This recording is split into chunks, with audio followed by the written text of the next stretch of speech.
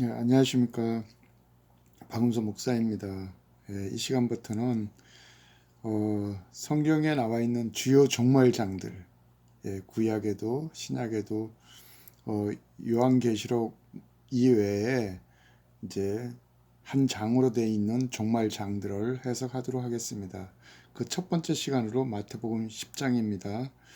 마태복음 10장에는 이제 우리가 잘 알듯이 예수님이 그 12제자를 불러서 이렇게 파송하는 과정이 잘 나와 있습니다. 그런데 이 말씀을 이렇게 쭉 보면은 처음 12제자들에게 이렇게 파송하면서 당부하신 말씀과 이제 17절 이후로 보면은 이게 마지막 때 모습, 이제 이 복음이 예루살렘에서 나와서 서진을 해서 이제 전 세계를 한 바퀴 돌아서 다시 이제 백투 예루살렘을 해서 다시 이스라엘 땅에 복음이 들어가서 온 이스라엘 온 동네를 다니지 못하여 내가 오리라. 이제 이스라엘의 주님이 재림하는 것은 지상 재림입니다. 심판의 주로 오셔서 이제 이스라엘을 중심으로 메시아 왕국이 시작되죠. 그래서 이 마태복음 10장은 처음 복음의 시작점과 복음이 복음이 마지막 모습, 이스라엘 땅에서 그 마지막 모습에서 우리 제자들이 어떻게 해야 되는지 거기에 관한 가르침이 동시에 기록이 되어 있는 것입니다. 자, 1절부터 해석합니다. 예수께서 그의 12제자를 부르사 더러운 귀신을 쫓아내며 모든 병과 모든 약한 것을 고치는 권능을 주시니라. 이 권능을 주셨습니다. 권능은 일반적인 이런 성령의 이 은사들하고는 차원이 훨씬 더 강한 것입니다. 이 권능을 얻게 되면은 이 웬만한 질병이나 웬만한 사단의 권세들은 그 자리에서 그냥 예수님 같은 이런 사역이 일어나는 것이 권능입니다. 열두 사도의 이름은 이로니 베드로라 하는 시몬을 비롯하여 그의 형제 안드레, 세베대 아들 야고보와 그의 형제 요한, 빌립과 바돌로메, 도마와 세리마테, 알페오 아들 야고보와 다데오, 가나안인 시몬 및 가롯 유다 곧 예수를 판 자더라. 예수께서 이 12를 내보내시며 명하여 이르시되 이방인의 길로도 가지 말고 사마리아인의 고을에도 들어가지 말고 오히려 이스라엘 집에 잃어버린 양에게로 가라. 가면서 전파하여 말하되 천국이 하나님의 나라가 가까웠다 하고, 여기서 하나님의 나라는 이제 메시아 왕국, 이 땅에서 이루어지는 하나님의 왕국을 말하는 것입니다. 이 하나님의 나라가 가까웠다 하고 병든 자를 고치며 죽은 자를 살리며 나병 환자를 깨끗하게 하며 귀신을 쫓아내되 너희가 거저받았으니 거저주라. 그러니까 너희가 이제 권능을 거저받았으니까 그런 성령을 힘입어서 이런 일들, 병자를 고치고 귀신을 쫓아내는 일들을 거저 섬겨서 주려는 것입니다. 너희 전대에 금이나 은이나 동을 가지지 말고 이렇게 부를 축적하는데 애쓰지 말고 여행을 위하여 배낭이나 두보롯이나 신이나 지팡이를 가지지 말라. 이는 일꾼이 자기 먹을 것을 받는 것이 마땅함이라. 그러니까 이렇게 재물의 욕심을 두지 말고 이렇게 물질의 욕심을 두지 말라는 것이죠. 어떤 성이나 마을에 들어가든지 그 중에 합당한 자를 찾아내어 너희가 떠나기까지 거기 머물라. 이제 둘씩 짝하여 보내는데 그 마을이나 성에 들어가서 너희를 영접하는 자가 있으면은 그 다음 전도 여행까지는 그곳에 머물려는 것입니다. 그 집에 들어가면서 그 집에 하나님의 평강이 임하기를 기도해라. 이에 그 집이 합당하면 너희가 축복한 그 평안이 그 집에 임할 것이요. 만일 합당하지 않으면은 그 평강은 너희에게 다시 돌아올 것이다. 누구든지 너희를 영접하지 아니하고 너희 말을 듣지도 아니하거든 그 집이나 성에서 나가 너희 발의 먼지를 떨어버리라. 내가 진실로 너희에게 이르노니 심판날에 예수님이 여기 이스라엘에 다시 오는 날에 소돔과 고모라 땅이 그 성보다 견디기 쉬우니라. 이 아브라함 롯 사건 때 그때 소돔과 고모라가 하나님께 이 동성애 이런 걸로 인해서 불의 심판을 받았지 않습니까? 불과 유황의 심판을 받았는데 그 소돔과 고모라가 받은 불과 유황이 이 마지막 때는 오히려 그게 더 가벼운, 그러니까 그거보다 훨씬 무거운 그런 진노가 이제 후 3년 반을 비롯해서 이제 마지막 어린 양의 진노가 떨어진다는 것이죠. 자, 16절부터 이제 이 장면을 이제 후 3년 반, 이제 복음이 이제 마지막 이스라엘 땅에 이제 야곱의 환란, 이제 후 3년 반 이 야곱의 환란을 겪어야 되는 이스라엘 땅에 이제 마지막 모습을 이 16절부터 이제 기록을 한 것입니다. 자, 보라, 내가 너희를 보냄이 양을 이리 가운데 보냄 같도다. 물론 첫 번째 제자들을 파송할 때도 예수님의 마음은 양을 이리 가운데 보낸 것 같았을 것입니다. 엄청난 핍박을 받았으니까요. 그런데 이 마지막 때 이스라엘의 이 복음을 갖고 일하는 이 마지막 제자들은 정말 이제 이 이리 가운데 보낸 같도다. 그러므로 너희는 뱀같이 지혜롭고 비둘같이 순결하라. 사람들이 너희를 공회에 넘겨주겠고 그들의 회당에서 채찍질하리라. 자, 이제 사내들인 공회가 이스라엘에 생겼습니다. 2004년도에 2004년도부터 사내들인 공회가 생기고 그 다음에 그들은 지금 제3성전을 성전 연구소를 비롯해서 이렇게 성전을 짓기 위해서 노력을 하지요. 그런데 이제 이 적그리스도가 이제 유대인의 제사와 예물을 금지하고 자기가 하나님의 보좌에 들어가서 자기를 들어 하나님이라고 하고 진승예표 666으로 이제 이 휴거에 탈락한 모든 성도들과 특히 이스라엘이 이제 전에도 없고 후에도 없는 이 야곱의 환란에 들어갔을 때는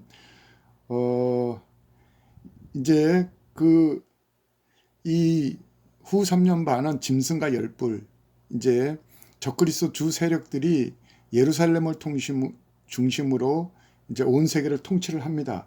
그래서 그럴 때 그 사내들인 공예가 그들의 편에 서요.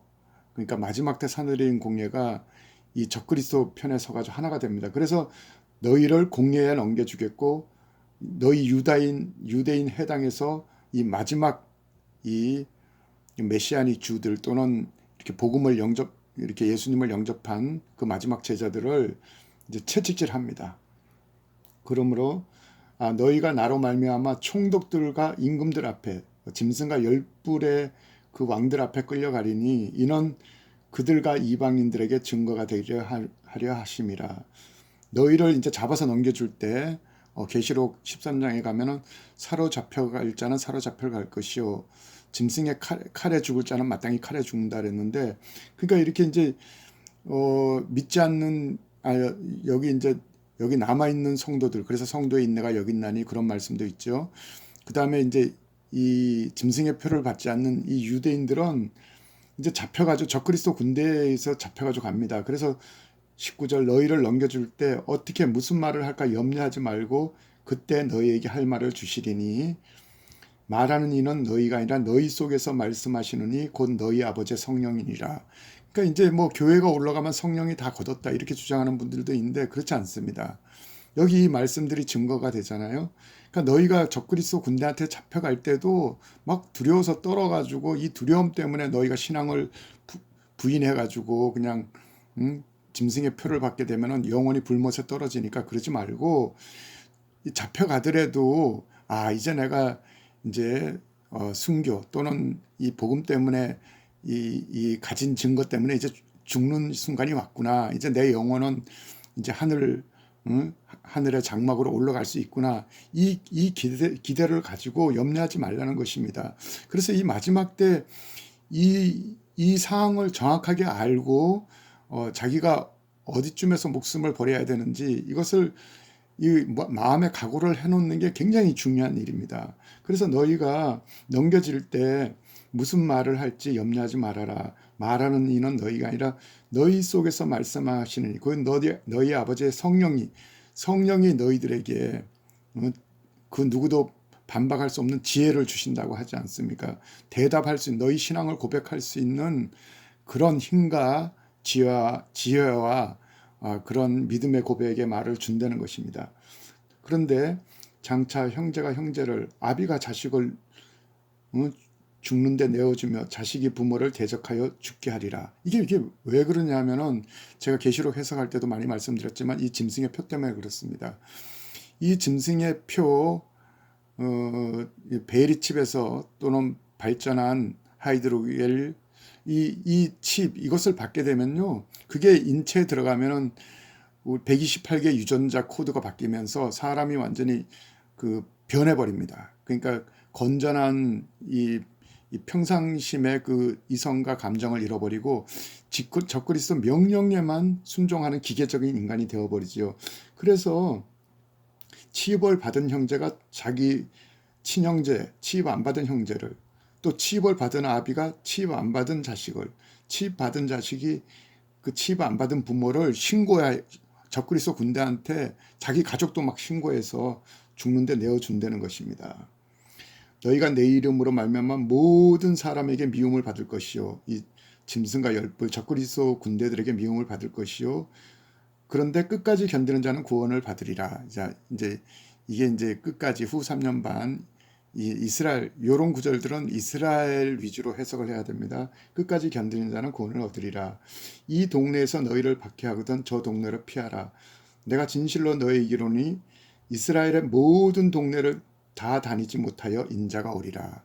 그래, 마지막 복음은 이 복음이 처음 나왔던 못자리, 예루살렘과 온 유대, 거기서부터 출발했던 복음이 기독교 2000년 동안 이제 서진을 해서 온 지구를 한 바퀴 돌아서 이제 마지막 이스라엘 땅에 복음이 나왔던 이 땅에 이제 복음이 돌아다닐 때 이제 너희가 이스라엘이 이제 마지막 이제 복음이 돌아다니는 그 땅인데 이스라엘 온 동네를 다니지 못하여 내가 오리라. 이제 심판에 너희들의 메시아 내가 오리라, 그 말씀인 것입니다. 제자가 선생보다 또는 종이 그 상전보다 높지 못하노니 제자가 그 선생 같고 종이 그 상전 같으면 족하도다. 집주인을 바알세불이라 하였거나 하물며 그 집 사람들이자. 자, 이제 마지막 때 이 제자들은 뭐 너희 선생, 그러니까 이제 하나님께서도 엄청나게 역사를 하신 거라는 거죠. 하나님께서 결코 그냥 계시지 않고 이렇게 정말 제자가 선생 같고 종이 상전 같은 그런 성령의 행함도 있고, 또 그 반대편에 있는 적그리스도한테도 너희들이 이제 박해를 당하는데, 그러니까 나 주님을 갖다가 바알세불 집혔다 그랬는데 뭐 너희들이야 오직 하겠느냐, 이런 말씀이죠. 그런즉 두려워하지 말아라. 감추인 것이 드러나지 않을 것이 없고 숨긴 것이 알려지지 않을 것이 없느니라. 곧 내가 오면은 뭐 이 적그리스도 군대가 뭐 감추고 숨긴 일들이 이게 밝히 안 드러날 게 어디 있겠느냐, 이런 말씀이죠. 내가 너희 가운데 어두운 데서 이르는 것을 강명한 데서 말하고 너희 귀 속에 듣는 것을 지비에서 전파하라. 이렇게 담대하라는 것입니다. 그러니까 이제 너희 아버지 성령이 너희 안에서 해주시는 말씀, 또는 너희가 나와의 그 골방 가운데서 어두운 데서 내가 너희 귀 속에다 해주는 말을 너희들은 그냥 담대하게 베드로처럼, 베드로가 그 예수님 그 성령을 받고 나서는 사도행전 2장 3장에 그 베드로와 같이 담대하게 그냥 지비에서 그냥 전하려는 것입니다. 너희 목숨이 떨어지더라도 그런 모습으로 너희들이 이제 죽어서 올라오면 천국에서 상급이 크다는 것이죠. 몸은 죽여도 이제 적그리스도 군대가 죽입니다. 영혼은 능히 죽이지 못하는 자들을 두려워하지 말고 오직 몸과 영혼을 능히 지옥에 던질 수 있는 자를 두려워해라. 그러니까 이 인간 적그리스도 군대 너희 목숨 한번 이렇게 뺏는 거 그거 두려워하지 말아라. 그렇게 해가지고 신앙을 고백하고 올라오면은 저 천국에서 상급이 크고, 이때 너희 생명을 다시 돌려받으면 이제는 부활체의 영광으로서 얼마나 천국에서 아버지께 영광이 되고 너희 상급이 크겠느냐. 그러니까 이럴 때를 미리 각오하라는 것입니다. 참새 2마리가 한 아사리온에 팔리는 것이 아니냐. 그러나 너희 아버지께서 허락하지 아니하면 그 하나도 땅에 떨어지지 아니하리라. 참새의 목숨까지도 하나님의 주권에 있는데 너희들이 그때 순교하는 그 시간도 다 하나님의 주권에 있으니까 그 두려움 때문에 치욕을 받거나 그 적그리스도한테 순종해가지고 너희 영혼을 잃어버린 일이 없게 하라는 것입니다. 두려워하지 말아라. 너희는 많은 참새보다 귀하니라. 누구든지 사람 앞에서 적그리스도나 적그리스도 군대 앞에서 나를 시인하면, 그래 시인해서 죽으면 나도 하늘에 계신 내 아버지 앞에서 그의 신앙을 시인할 것이요, 누구든지 사람 앞에서 적그리스도 군대 앞에서 나를 곧대 부인해 버리면, 그래서 짐승의 표를 받게 되면 나도 하늘에 계신 내 아버지 앞에서 그를 부인할 수밖에 없다. 그를 불못에 던질 수밖에 없다. 그런 말씀이죠. 내가 세상에 화평을 주러 온 줄로 생각하지 말아라. 화평이 아니라, 이때는 화평이 아니라 다툼을 주러 왔다. 또는 말씀, 이 검은 두 가지가 있죠. 하나님의 말씀도 검이고, 그러니까 성령의 음성도 검이지만은 다툼, 그러니까 너희가 이 짐승의 표 때문에 결과적으로 식구들끼리 이제 이제 반대 현상이 일어나죠. 내가 온 것은 사람이 그 아버지와, 그러니까 아버지가 치벌 받으면은 나는 무조건 아버지에서 도망가야 됩니다. 딸이 어머니와, 딸이 치벌 받으면 어머니가 피해야 됩니다. 며느리가 시어머니와, 며느리가 치벌 받으면 시어머니가 피해야 됩니다. 그냥 있었다가는 신고를 해서 죽으니까 그 가정이 그냥 불화가 나고 파탄이 나는 것입니다. 그래서 그때는 사람의 원수가 자기 집안 식구, 이게 전부 짐승의 표 치 때문에 그렇습니다. 이게 원래는 인간들이 아무리 전쟁 상황에도 자기가 죽을지언정 자기 가족은 살리는 게 인지상정이고 우리 원래 인간 고유한 심성입니다. 그런데 이거 치벌받게 되면은 이렇게 그냥 이게 그냥 이 기계적인 적그리스도의 이 군대가 되어버려 가지고 그냥 자기 식구도 그냥 막 그냥 막 분노를 품고 식구들을 막 잡아 죽이는데 넘겨져 버립니다. 자, 아비나 어미를 나보다 더 사랑하는 자, 그러니까 치받은 부모를 따라서 내가 부모님을 따라 치입을 받게 되면 그 자는 나에게 합당하지 아니하고, 아비나 딸을 나보다 더 사랑하는 자, 그러니까 치입을 받은 아들이나 딸을 따라서 내가 그냥 거기를 따라서 치입을 받으면 그도 버려진다, 합당치 않다는 것입니다. 또 자기 십자가를 지고 나를 따르지 않는 자도 내게 합당하지 않다. 그러니까 그런 와중에서도 너희가 할 사명들은, 그 십자가의 사명은 또 지고 다 하라는 것입니다.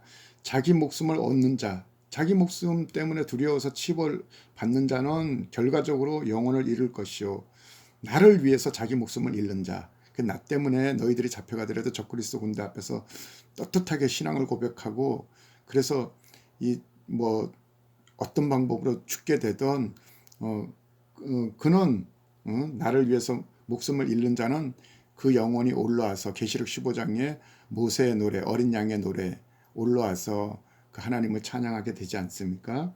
그러니까 이게 가장 중요해요. 왜냐하면은 이게 알곡들이 아주 소수만 준비된 알곡들이 올라가고 대부분의 크리스찬들 성도들이 여기 남아서 성도의 인내가 여기 있나니 저희 믿음을 지켜야 된다. 그런 계시록 13장의 말씀도 있고, 이 땅에는 이 야곱의 한란 이스라엘이 남아있기 때문에 이때 상황에서 사실 뭐 막 어떻게 연명을 하고 그렇게 하지 말고, 제가 많이 생각해 봤는데 휴거에서 실패했거든. 실망하지 말고 이제는 이제 자기 영혼을 구해야 되는데, 이제 제가 이제 한번 생각을 해봤습니다. 어떻게 가장 잘 죽을까? 그랬을 때 이 적그리스도 군대한테 끌려가면 안 됩니다. 제가 계시록 해석할 때 많이 했는데, 끌려가면은 막 수백 명씩 모아놓고 앞에서 몇 명만 그냥 아주 잔인한 이 고문을 합니다. 그러면 뒤에 있는 사람들은요, 이 군중 심리 때문에, 공포 때문에 그냥 다 그냥 뭐 예수를 믿든 안 믿든 그냥 막 이 치입을 받는다고 할 것입니다. 그러면 그냥 불 속에 던져지는 거예요. 이게 제2의 선악과의 비중으로 두는 것입니다. 그래서 잡혀가면 안 됩니다. 잡혀가기 전에 도망을 가십시오. 그러면은 이 군대가 따라오기 싫으면 총을 쏠 거 아닙니까? 그러니까 총알 한두 방에 그냥 깨끗하게 죽어서 그냥 죽기 전에 그냥 하나님 만세, 뭐 예수님 만세 이렇게 그냥 고백하고 죽으십시오. 그래서 그 영혼이 올라오는 게 제일 잘하는 거고, 또 뭐 내가 이렇게 도망가다가 이거 도저히 이제 극한 상황에서 어떻게 할 수 없을 것 같다. 그러면 숨었다가 그냥 적그리스도 군대가 따라오면은 그냥 무통에 숨었다가 확 튀어나오십시오. 그러면은 이놈들이 놀래가지고 그냥 방아쇠를 땡길 거 아닙니까? 그러면 그냥 한 방에 한 번에 죽어서 올라오는 게 제일 잘하는 것입니다. 제가 이거 많이 생각을 해봤습니다. 꼭 그때가 현실이 되겠거든 이걸 유념해서 자기 영혼을 꼭 건지시기 바랍니다. 자, 40절 너희를 영접하는 자는 나를 영접하는 것이요 나를 영접하는 자는 나를 보내신 이를 영접하는 것이니라. 이제 이게 후 3년반 상황에서도 이제 예수님을 떠나서 이제 휴거에 당연히 탈락하겠죠. 환났던 영혼들은 다시 예수님을 영접해서 이때 죽어서 자기 목숨을 건지려는 것입니다. 그리고 또 이스라엘은 이 야곱의 환난인데 이때 이스라엘 중에 다니엘서 12장 3절에 뭐라고 되어 있습니까?